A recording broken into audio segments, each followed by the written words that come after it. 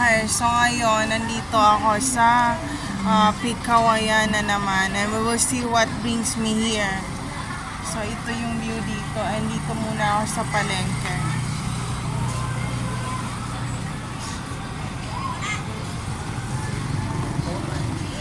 Matagal pa kasi ako dito eh. Nag-vendor din ako dito sa area ko dati nung elementary ako. And some of those mga notebooks at mga lapis, dito pa galing yun hindi bibigay ng lola ko yung mga lapis na yon or yung mga papel na yon na gagamitin doon sa school na yun ng elementary pag hindi tapos ang aming paninda at pag hindi natapos yun within hanggang alas 3 ng hapon. So dito muna tayo.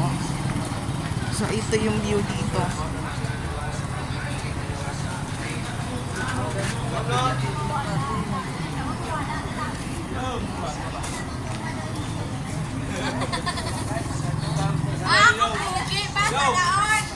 Sakay ka sa motor. Wow! Gandahan lang ako. Kung ba yung buko?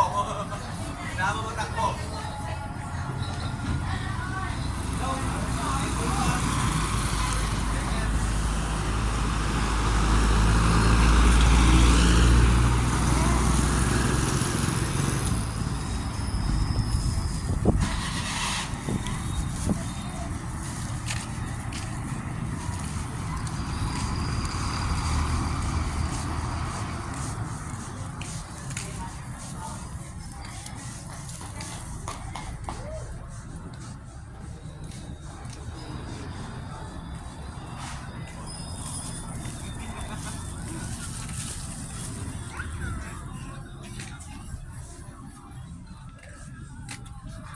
Iikot muna ako dito sa Manay.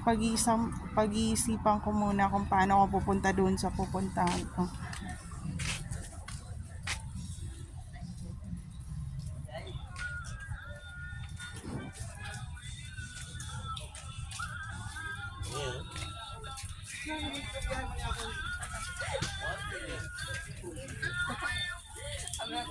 May mga pa-notebook pa sila dito. Ang ganda ng mga notebook nila. Oh.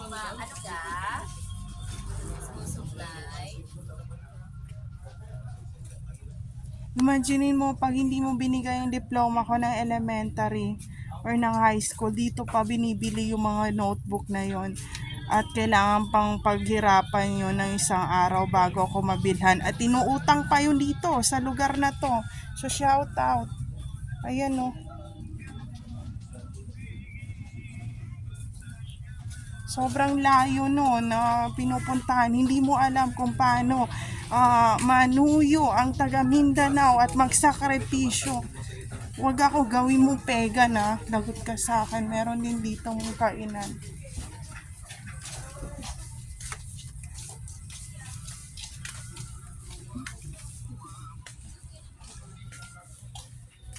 So off muna natin ang cam.